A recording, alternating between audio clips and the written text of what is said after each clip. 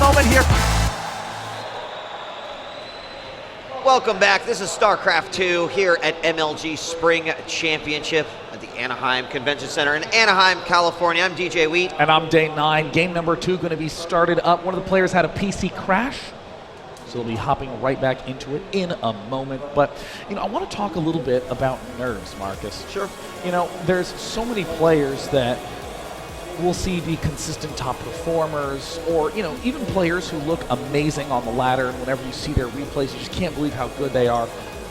But then when they come to the tournament environment, everything seems to just fall apart. I mean, we've seen Liquid Hero struggle with this for a long time, have really big highs and really big lows, and I think this is, what brings us to Naniwa. We've seen him undoubtedly able to take down the best of the best. I mean, I've been talking most recently about his DreamHack performance, but let's not forget that MLG Global Invitational where he knocked out MVP and Nesty when those two players were in their peak form. I mean, plays amazingly well, but last game was just a complete meltdown of sorts. It's kind of weird. In the history of professional gaming, there's always been this thing, right? Because there's been great players who have second-guessed their own performance based off of, well, was it something with my setup, right? Like, did a lot of people get so comfortable playing at home or in a team house or a LAN environment, and you have to realize that when you get into that comfort level, the moment that your body doesn't feel that, then something doesn't feel right. Yeah. And a lot of times it's not the player just being able to perform or second guess. There's actually an exercise in just switching it up a little bit. We used to have our players go to LANs and just play at LANs so they would get experience playing somewhere that they're not so comfortable with. Yeah. I mean, I don't think either of these guys have the problems, but it's just, I always found that really interesting. Yeah, I mean, that is a good point, because, you think about something simple like cross-country. I mean, I'm sure every high school or college cross-country team takes their team to hills and long courses and on terrain, so that way, because you never know exactly how the course is going to be when you actually get there, and it's that sort of variety that people are always preparing for the player that they have to play against, the matchup and the strategy. But I mean, the grueling schedule of a weekend-long tournament, the fact that you might have a game at 11 a.m. and 8 p.m., and there might be a 2-hour break in between where you can't play, you can't stay warmed up. How do you cope with that? That's an absolutely essential skill. I want to bring up, we had an interview with Deer earlier, and he gave like one of the best answers I've ever had in an interview, where we asked him about what do you think about sort of the format of this open bracket 128, because it's not necessarily something you've done a lot of. And he said, hey, I think it's awesome. It's testing my fundamentals, it's testing my awareness, it's testing my stamina, and like those are the three perfect things. Those are the three skills that you have got to have to be able to come out on top of a bracket that anything can be thrown at you. I mean, you take a look at some of the games we saw this weekend, and you could see you could lose from a cannon rush. Like, good players lost. Again, fundamentals, awareness, stamina. Anyway, I thought that was just one of the best answers ever. I mean, it's so true. I mean, it's not, you made the reference to the cannon play that we saw between Bubbles and Coach Park, but let's not forget we've seen almost every single player have nerve issues affect them in some way. We had DeMuslim missing a reactor on a starport for a little bit of time, but pulled it back together and was able to use his great control to win his series against Sasquatch. We saw Select have a pylon in his base. These are the sorts of things that no one in their right mind would look at that and go, oh, well, that guy's bad at StarCraft. Exactly. Of course, he has the best players in the world. It's just something that happens when you're in this situation. So again, coming back to Naniwa, Naniwa definitely one of the tip-top best, but he's even said before in interviews on Reddit that sometimes he feels like he's his own worst enemy. I think that's true for a lot of players. I think a lot of players can sort of cloud themselves with maybe a lack of confidence, or just some of these players are so great, and I don't know. I mean, it's tough.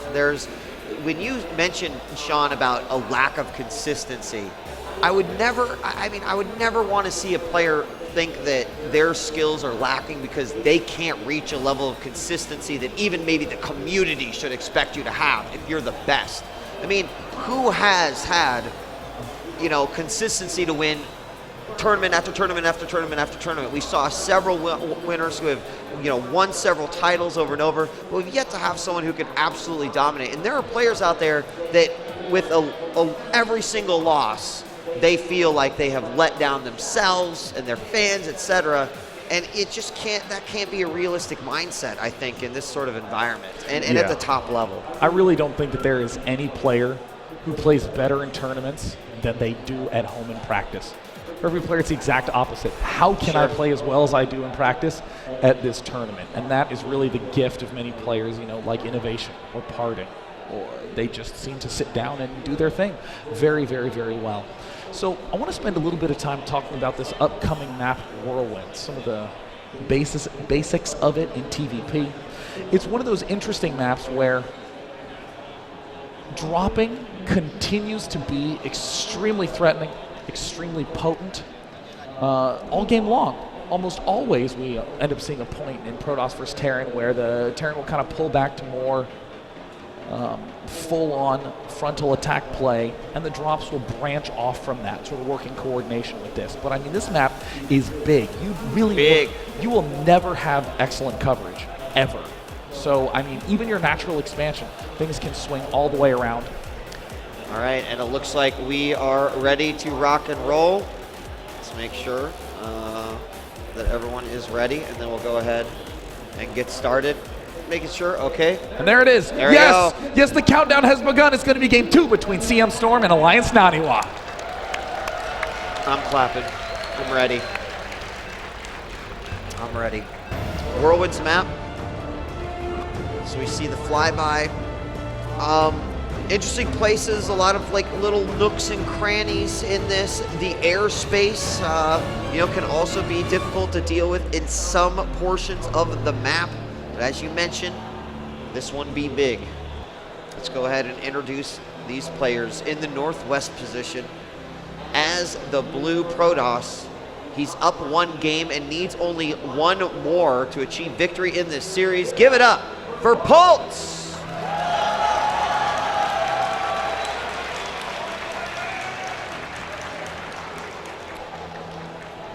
And down in the bottom right, capable of incredible play. Will he be able to pull it out in game number 2 from Team Alliance? It is Naniwa.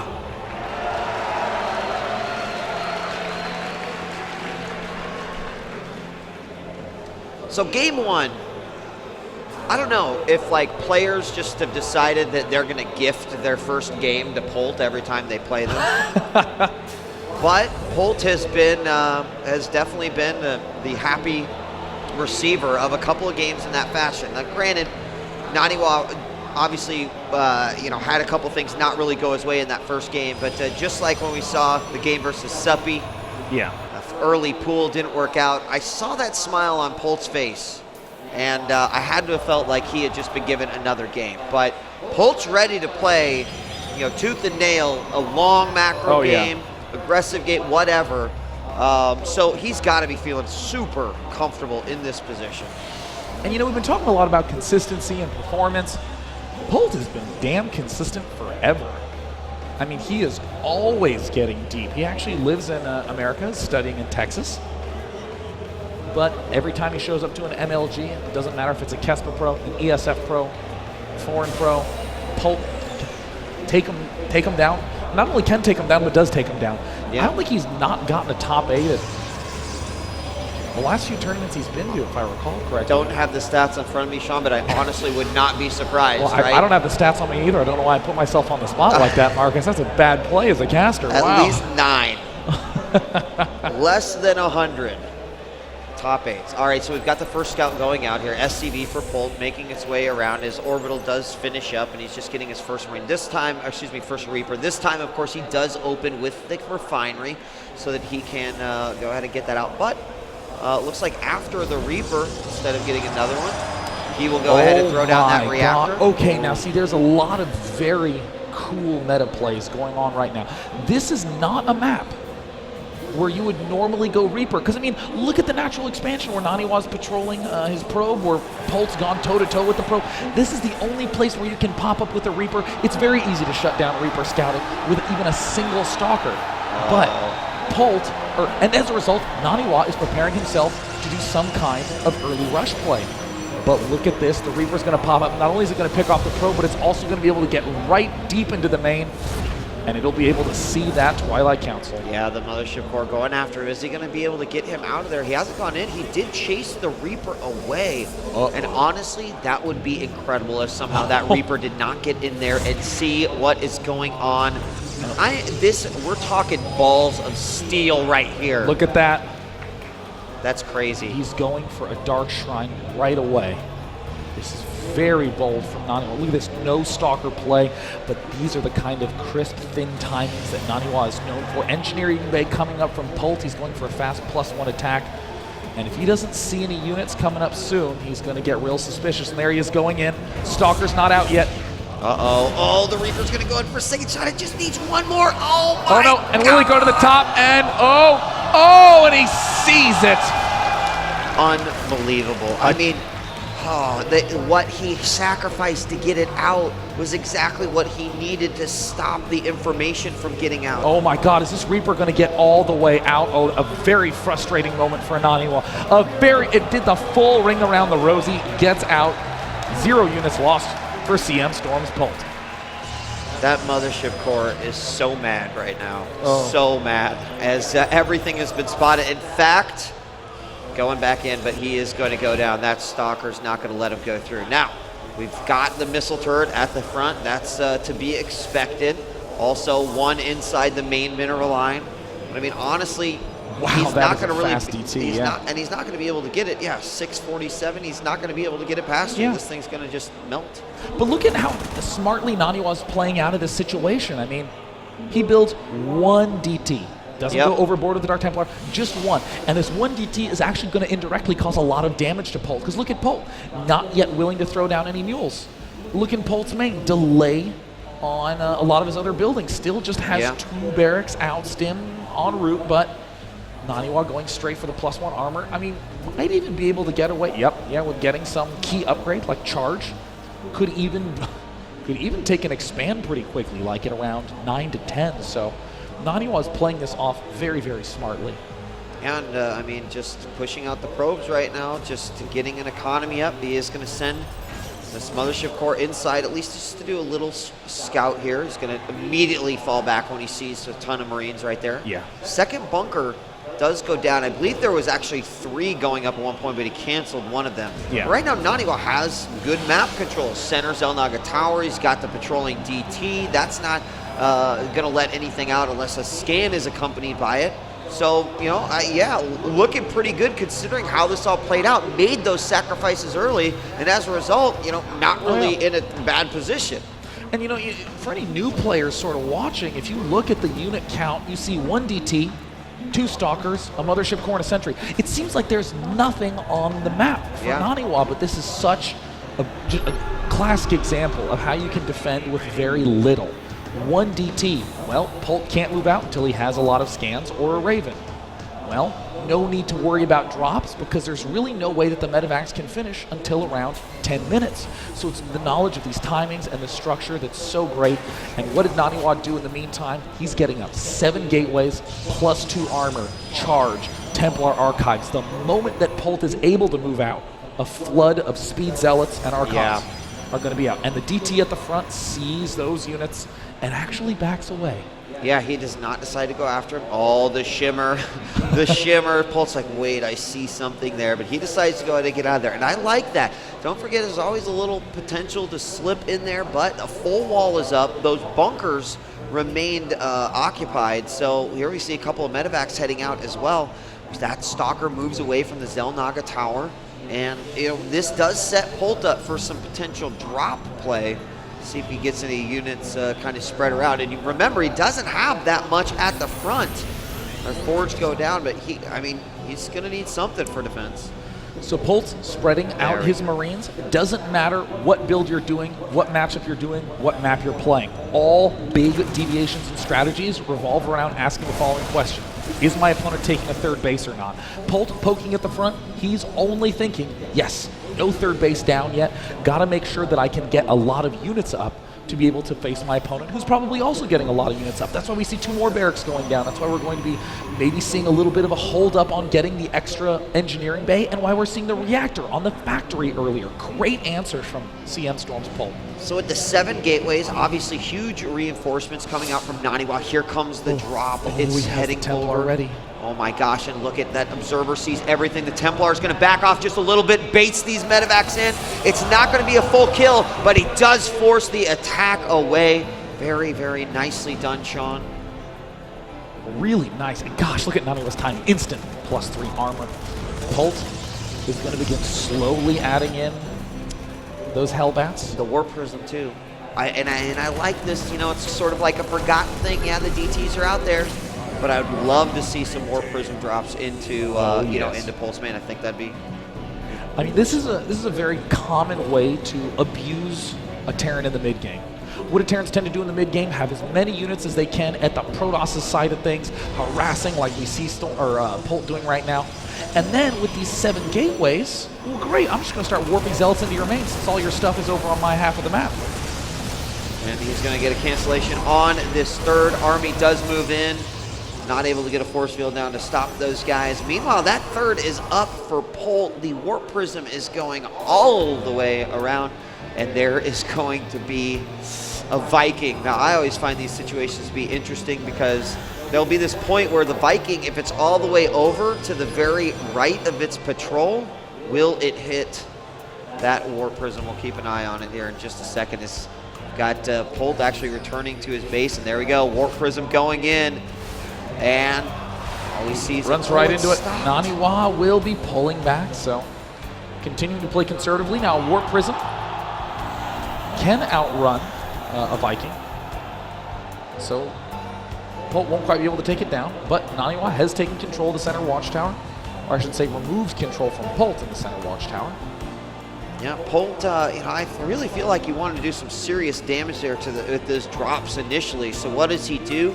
Well, he loads up 4 additional medevacs, and he's going to try to go in this time. Meanwhile, the rest of his army clearing out this pylon here in the north portion of the map. I do believe the pylon saw all 4 medevacs loaded up, so it'd be pretty silly to drop there at that point, but the threat of it alone is good for Polt. Warp Prism still kind of teasing a drop at the left, but look at how well defended Polt is right now. He has the bunker and the turret. Naniwa is not getting in there anytime soon, but he finds a way around into the main base, and now this is where it's a real problem for Polt. Uh-oh. Big warp in. Warp Prism's going to fall down, but at the same time, Naniwa is seizing the center of the map. Yeah, and Naniwa moving in. He's going to take out the 1 unit there. Meanwhile, a lot of Zealots inside. The main SCV is being pulled back to the natural. There's a couple of DTs in there as well. And getting these initial ghosts actually EMPing that DT, not going to turn around and kill him. Oh, big drop in the main base. Polt moving in with a lot, and it looks like Naniwa spots it all, but feedback's going down on some of the key medevacs, but it doesn't look like Naniwa quite has enough. The main gets cleared out, but in the meantime, Naniwa moves in to the 3rd base of Polt. Polt's 3rd taking a lot of damage. He needs to get those SCVs out now, and a ton of them are going to fall. Will he get down any force fields? No, but still the main base from Naniwa is looking to be in a dangerous position. Supply is still very, very close. Yeah, Naniwa's going to definitely take this 3rd down. It is gone, but inside the main base, this could do a lot of damage. Polt takes out a Colossus. And he recalls. Oh, I think that might have been a little bit too late, unfortunately. I mean, he took that 3rd down a bit ago. He didn't need to lose all the tech structures over on the side. I don't know, maybe he didn't have the energy, actually. I mean, this is actually going to be a very nice position for Polt. Look at Polt's unit count. 14 Marauders, 31 Marines, 9 Ghosts, and 8 Hellbats. Yeah. Sure, there's a Colossus out, but there is 1 Colossus out and nothing more. So what is Polt going to do? He's going to go as fast as possible. 7 gateways in production. Even gateway units in that number are still going to struggle against Polt's pretty much anti-gateway composition. Polt sitting just outside the natural and the 3rd of Naniwa, and Naniwa knows that he's about to be hit with a lot of pressure. These gateways actually not offering a very good environment for Naniwa to fight in. The rocks are going to be cleared out here. Smart move by Polt if he goes in for the attack, but I believe if he commits here at the 3rd, Polt will then swing this other army into the natural. And there's the stem. He's trying to get to go. Oh my God. Sensational position from Polt. But look at the warp and the Colossus being hit from the back. Polt, what a stunning play. Low on Low on Vikings, no big deal. Marauders flank from all angles, and Polt cleans everything up with ease. GG from Naniwa. Polt with a compelling performance, clearly pleased, an ever-popular player here at MLG. Has pulled a great win. He walks right out in front of the crowd. I mean, a beautiful flank at the end. Oh, giving Naniwa the thumbs down. A beautiful, beautiful flank at the end, Sean. I mean, that was great. He had that little group just right outside, knew that he could pressure at the third to force a reaction. Yeah. And you were right, without those Vikings, how are you going to deal with the Colossus? You hit them when they're all alone by themselves in the back of the line. So great work. Amazing. I mean, Naniwa and Polt both doing some great tactics with the medevacs and the warp prisms, but you could see that big smile of relief for Polt. It's really easy in the early stages of the tournament, no matter what your play level is, to think, well, everyone else has been training too. Then you get through one tough opponent, and then a tougher one, and then a tougher one, and then Naniwa, one of the most renowned players in the history of MLG, to take him out 2-0 in pretty convincing style too. Polt has got to be feeling amazing. He is now in the semi-finals of the winner's bracket. Yeah, he could take the night off because he's going to need the rest. Tomorrow, he will be going up versus Deer in winners round 6, which is just before the semifinals. A win in that game brings you into the semifinals of everything overall, and a win from there takes you into the grand finals. So some of these players, 2 victories away from potentially winning, and MLG 1 away from getting into the grand finals. Hero versus Hyun is the other match that will be played. I believe these are taking place tomorrow. But Naniwa will be joining in the lower bracket. It doesn't mean that he's out yet. He still has a good chance here in this competition. I'll tell you what, this is where the games get real, real good. Yeah, and I gotta say one more shout out to Polt. He is now the farthest Terran in the tournament. Guaranteed top 6 position, 2 Protosses, 1 Zerg also guaranteed in top 6. And to talk a little bit about that win that he just performed against Naniwa, we're going to go ahead and throw it on over to Nick, who has an interview with CM Storm's Polt. Thank you, Day 9. I'm here with Polt, and first of all, congratulations on your victory. You look very convincing.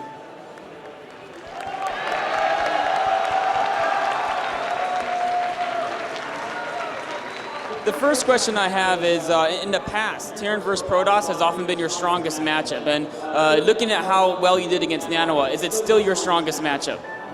예전부터 토스전이 진짜 너무 강했는데 지금도 생각할 때 토스전이 제일 좋은 것 같아요. For now, after that Heart of the Storm, I think that TVG, TVP, and TVP, that 3 races are, for me, it's pretty even. But like you said, I've been very good at TVP so long time, so I'm still very confident there.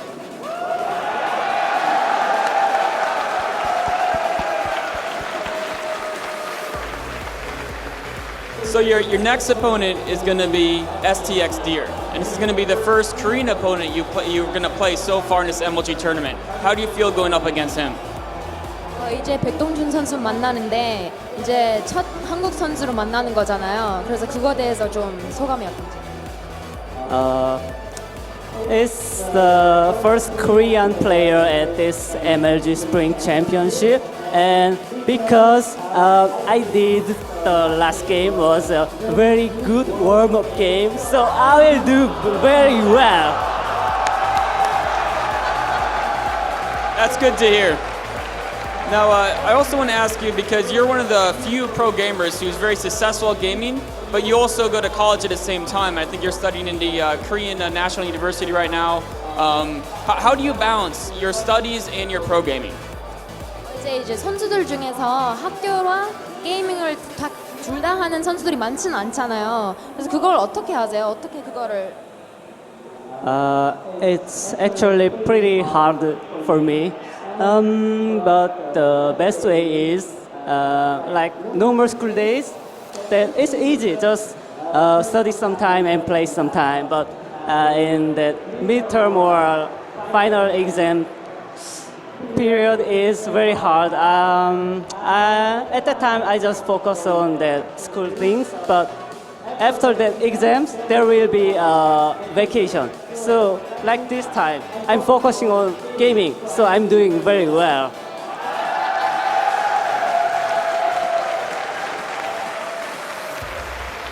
The people here in Anaheim definitely love your performances, and we're eager to see you in your next match. And the last question I have for you is, so far you haven't dropped any series yet. Do you think this trend will continue, or you can go straight through the winner's bracket, or are you maybe thinking of taking a scenic route through the lower bracket?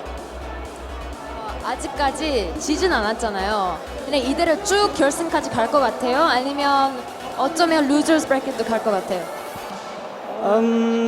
Of course, I will be there and go know that winners final and the finals to directly. It's always the best route. Thank you, Polt. And back to you, day 9 at the desk with Marcus. Thank you so very much. Oh, a great show of confidence from Polt in that interview. Yeah, It was really, love really the smile. excellent. He's great. Yeah. I like that guy. He's a good dude. Yeah, Good and you dude. know, I mean, very often the traditional Korean players, very much so, like, you know, I hope to show good games for my fans, but I love that show of personality. It's like, oh, I had a nice first warm-up game there. Really excited to see him go toe-to-toe with Deer coming up. Deer, of course, has been on a tear. He's a player who not just performed well here, but to qualify to get here, Yeah, had to it play wasn't easy. in the Casper preliminaries, besting players like SOS Flash, Soul Key, Innovation. None of those players able to make it to this tournament because players like Deer got through to the finals. You guys have been absolutely phenomenal over the past 2 days. We've still got more action for you left in day 2. Tomorrow is Championship Sunday, a day I am always excited for at any MLG Pro Circuit event. We are going to take a break, but when we come back, more StarCraft 2 right